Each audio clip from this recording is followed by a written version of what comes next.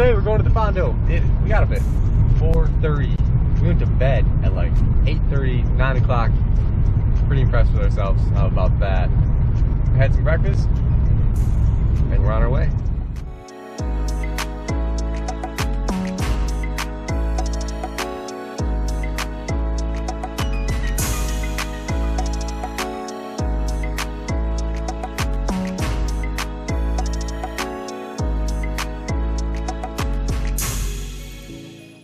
The 2022 Frankenmuth 100K Grand Fondo is underway.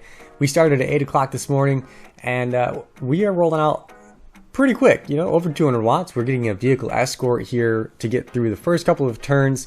My buddy Derek here is on the left-hand side of me in the purple kit. He's from the Flying Rhinos Cycling Club, and he is notoriously good at threshold efforts, really strong rider. We've ridden quite a lot together, and a lot of times he had to wait for me because I could not stay on his wheel while he does those big turns on the group rides. Nonetheless, I can see a gap. It's hard to tell on the camera here, but other people are recognizing this gap, and we're still, in the rollout phase of what we're doing here, right? So this guy on this purple bike acknowledges that issue, and I'm gonna try to jump on his wheel as he gets us across to the very front of this Fondo. After we make that turn, the race director explained that we were free to have at it. Now last year I had seen that the front group had averaged around 24 miles an hour. Now that was sort of a gauge for me to understand what we would average, and if we were over that, I was expecting the pace to come back down eventually, and if we were under that, I was expecting attacks. So right now we're pretty much right at that speed, and it's fairly comfortable. As you can see, I'm doing 190, 200 watts. There's some surges, of course, because that's just the way that bike racing works. But I'm feeling good. One of the things I've done well this latter part of the year is show up to these events with decent freshness, or just feeling good, prepared for the day. That's something I hadn't done quite so well earlier in the year. But here it is. We've already sort of got a selection. That start was pretty quick. And as we come into 4 miles into this ride, I realize I'm not quite as road savvy as I might have been in the past, or it's just not the same as gravel racing.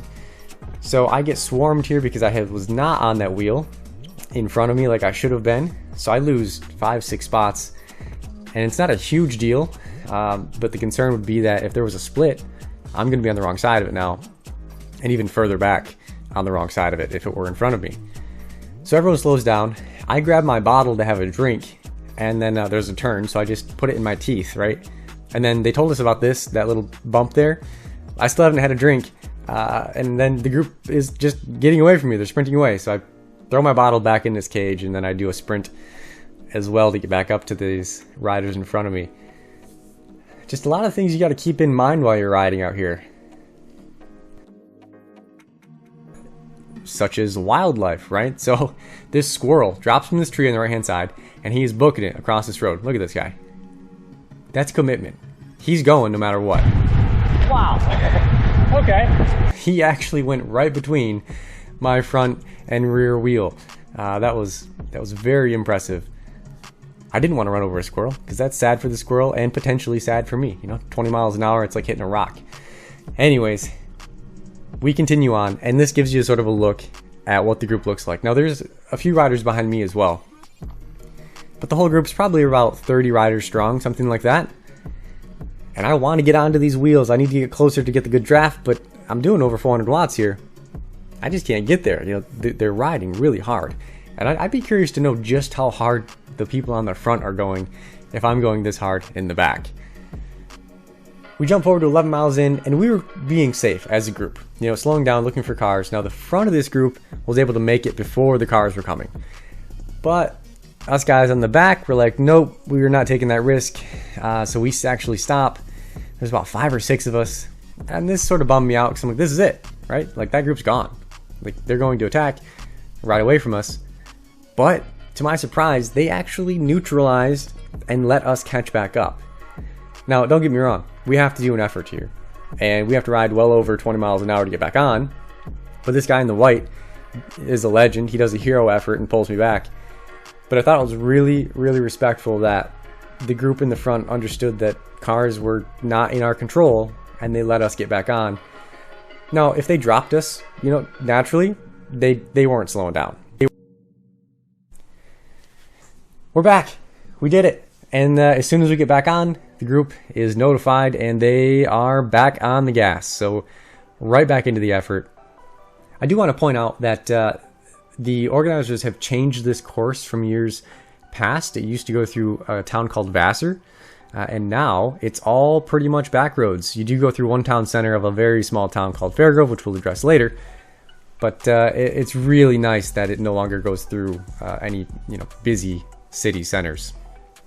So here we took a left turn and all of our GPSs kind of had a freak out moment because that was 1 mile sooner than we expected. But we get back on course. Now there was about 4 miles where the signs and the markings were perfect. You could have done this whole thing without a GPS, but the GPS file did differ just for those 4 miles from the markings. But now we're at mile 17 and we are back on course. So now that everyone has the confidence that they know where they're going again, we are hard into it. And that was a sustained effort over 500 watts for a bit, and it doesn't stop. I don't know who's at the front, what they're doing, but they are on the gas, and they've got to be doing huge watts to get this group up to this speed. But I've got this good old purple bike guy in front of me, and I really start to trust his wheel after being behind him for like 15 miles. Up to this point, it's been single file almost the entire time. Now later in the race, we'll actually see some more Peloton looking bit of a group, but it's been single file, hard, and there are guys rotating at the front.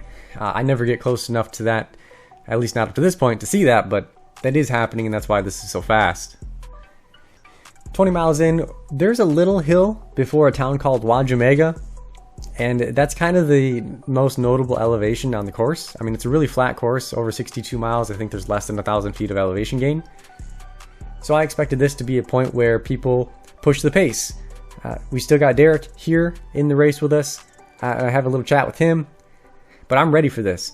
I knew this was coming, and I'm waiting for that huge effort to have to be put down, but it never really comes. I'm actually feeling really comfortable where I'm at, confident to put out the power, and I'm in the right gear, so if it were to really fire off right here, I'm ready. Fortunately, we get over this little rise here with no problem, and we get over it as one whole unit. Now, notably, people's legs are going to be feeling some fatigue after this, and I'm not sure if that was the impetus for what's about to come, but it's about to get a little bit more crazy. It's only 2 miles later. We had a downhill section which kind of got us up to speed, but now we're on a flat and we're doing 30 miles an hour, and we're only going to go faster. And we are strung out, single file. This guy on this purple bike is doing a fantastic job of closing down these little gaps. 33 miles an hour. Now these speeds for me are quite high, very high in fact. If you have never gone 33 miles an hour on a bicycle, I encourage you to try it. It is very hard to do. In a group, it's obviously different, but it means that somebody is doing the equivalent of a solo effort up at the front to get us up to this speed. Now, I actually only lived, growing up, a few miles from where we're at right now, and I never would have thought I'd be riding on these kinds of roads on a drop bar road bicycle. If you would have told me that at 18 years old, I would have told you were crazy, but I am having a blast being on roads that I recognize, I'm familiar with. It's rare that I get to ride so close to home and where I grew up. So I'm just trying to hang on here, trying to get a breather. We're not even halfway into this race, and we've done some pretty big efforts to stay in this group. Now we have a little gravel section here, the 10-15 feet of gravel to ride over. I felt at home for just a moment. I actually had the thought right here, I'm a gravel racer, this is great for me. And I'm like, wait, 15 feet of dirt's nothing, what are you doing? But I see the pace fires off here, and I have got to get up to this guy because everybody behind me who wasn't, up at this front section is fighting, and they are fighting so hard, but they're not going to make it back. I'm not getting a whole lot of draft help right here, doing 31 miles an hour, and then you can see it looks like this guy's almost sprinting in front of me to stay with it. Head down, all in, and we are flying down this back road. Now, all the riders behind me, they do coalesce into a bit of a group. I think it ends up being about 5 or 6 riders at this point, and they're going to make a concerted chase effort for kind of a long time. I kept looking back once I could see straight again, and just thought like, geez, these guys are really clawing at it. But the front of the group also was keeping an eye on where they were, and anytime they'd get even a little bit too close, they'd pretty much shut that down. So this rider in front of me, his name is Jeff. He actually talked to me before the race, really cool. He even offers to like lead me out later on, but I told him, you know, don't hold your breath. If I'm even here at the end, that would be amazing. That rider that you just saw go up the left side on that like blue and silver Cannondale, he was moving around this group with absolute ease. It was really impressive to see, and it also kind of told me he was going to be somebody that would have a good shot at probably winning this thing. So we're coming into a town called Fairgrove. Now you go right through the middle of town, but there's really not much traffic to speak of. And this is where I spent almost every summer as a kid.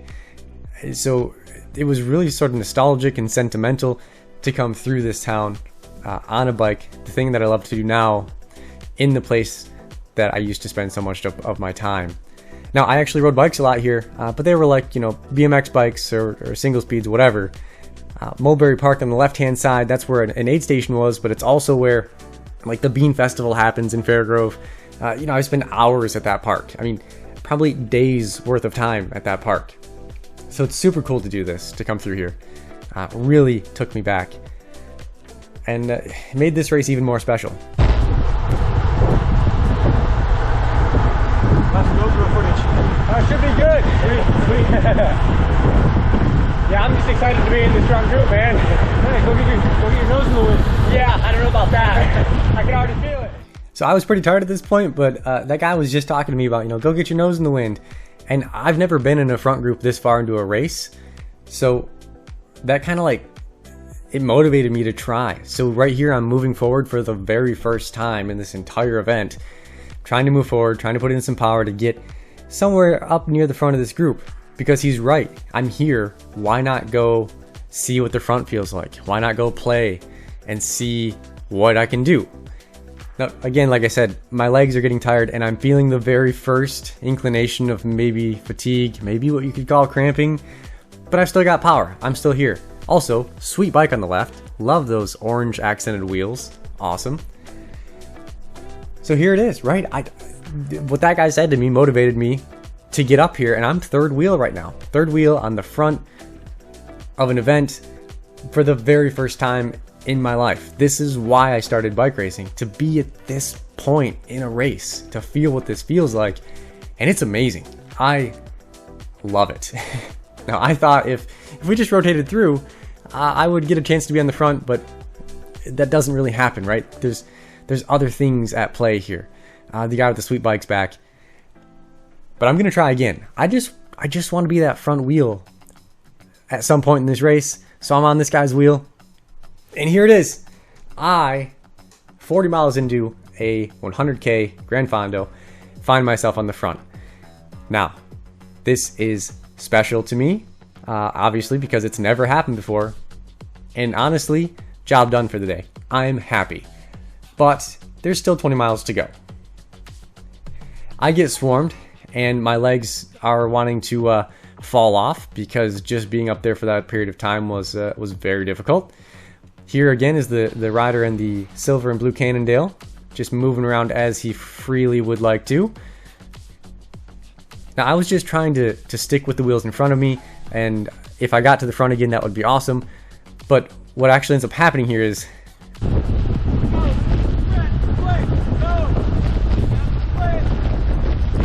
basically, you hear some yelling there. What happened is we had a split of like 5 or 6 riders, and he's telling us to go, but I can't come around this guy. Like, it's not because he's doing anything wrong, it's I don't have the power.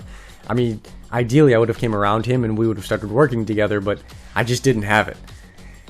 So the group comes back together, and the battle just sort of continues. Like, riders would sort of come off the front, there'd be little splits, but then there'd be massive surges to shut it down. And I'm actually shocked. We're 55 miles in, And we're still in the same group that we were in back at, you know, mile 20, whatever it was when we lost those 5 or 6 riders. That's really impressive that all of these riders are just as strong or strong enough to do this. Now we take this left turn, and I still can't really figure out what happens here. Right? There's nothing to slow me down. I guess I just grabbed too much brakes, but this other rider and myself, all of a sudden there's like a 30-foot gap there. Now I was really impressed by his form and his riding. He just looks good on a bike, and I am tucked in there as close as I can get. You can't see my front wheel, but I am right there because he's going to take me all the way back up to this group. And honestly, that's not a gap I could have bridged on my own. So he brings this back, and I don't really have an expectation for the finish. I know that I want to, you know, do the best that I can, but just hanging on is actually quite difficult at this point. I feel like I'm a little bit out of place up here in the front. You see Jeff's still in here on this his orange Obed bike. He's killing it because that is a gravel bike, albeit a really nice gravel bike. But I think he's on the only gravel bike up here. Super impressive. And I can tell it's going to get fast, right? There's going to be a big punch. And if I'm honest with myself, I know I'm not going to be able to stick with these guys. But I want to. I will try as hard as I can to do so. I'm losing the wheels, and I'm actually trying pretty much as hard as I can to get back to these wheels. But my legs are starting to lock up. They are, broken record here, they're starting to cramp again. So when I see everyone actually finally lighted up, because the rider on the silver and blue Cannondale is all in, he's pushing it right now. Unfortunately for me, this is it. But I can't be too disappointed. I've made it 59.9 miles into an event with the front group. That is amazing. So just 0.2 miles later, this is the final turn, and the front group comes in, coming in hot. And those two guys made it a good way off of the rest of the group here. So I really, really enjoyed this event. Everybody in that front group, everybody at the event as a whole. I mean, it was just awesome. I had a great time. Rolling it in. I can't be disappointed. Best I've ever done at an event. And I'm not going home empty-handed. I did get a really nice medal actually for finishing second in my age group, and this will definitely be an event that I put on the calendar for next year. Well, thanks for watching. We will see you in the next one.